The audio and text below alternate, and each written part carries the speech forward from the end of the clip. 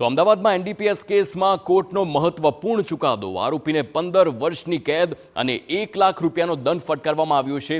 Special NDPS court દ્વારા આ મહત્વનું અવલોકન કરવામાં આવ્યું।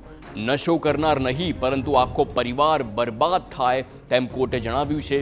ડ્રગ્સના કારણે ગૃહયુદ્ધ જેવી સ્થિતિ થઈ રહી છે તેનું નિર્માણ અને ડ્રગ્સના માધ્યમથી દેશને પાયમાલ કરવાનો પ્રયાસ થઈ રહ્યો છે।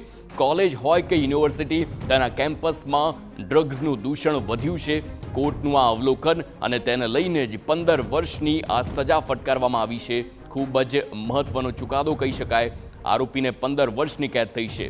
સંવાદદાતા રોનક વર્મા ફોનલાઈન પર છે। રોનક, 15 વર્ષની કેદ થઈ છે આરોપીને, આખો મામલો શું હતો અને વધારે શું કહ્યું છે કોર્ટે? હાર્દિક, જે પ્રકારે પાછલા કેટલાય દિવસોથી રાજ્યભરમાં ડ્રગ્સ અને તેના દૂષણ સામે જે પ્રકારે રાજ્ય સરકાર અને ગૃહ વિભાગ દ્વારા કાર્યવાહી કરવામાં આવી રહી છે, તે જ મામલે હવે ન્યાયિક પ્રક્રિયામાં પણ ક્યાંક ને ક્યાંક ડ્રગ્સનું જે દૂષણ છે તેના લઈને મહત્વના અવલોકન છે તે થઈ રહ્યા છે।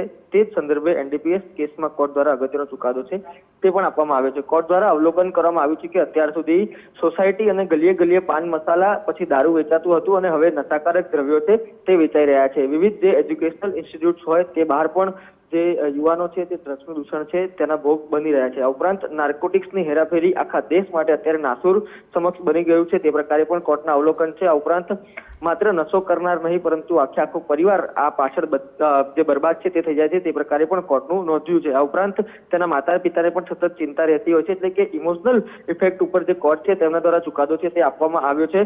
આ ઉપરાંત કોર્ટ દ્વારા જે આરોપી છે બરકત અલી તેને 15 વર્ષની કેદ ઉપરાંત 1 લાખ રૂપિયાનો દંડ છે તે પણ ફટકારવામાં આવ્યો છે। એટલે કે જે ડ્રગ્સનું દૂષણ છે તેના સામે હવે ન્યાયિક પ્રક્રિયા પણ ક્યાંક ને ક્યાંક કડક થઈને સજા છે અને દાખલો બેસે તે પ્રકારે કાર્યવાહી કરી રહી છે। આભાર રોનક સમગ્ર માહિતી બદલ।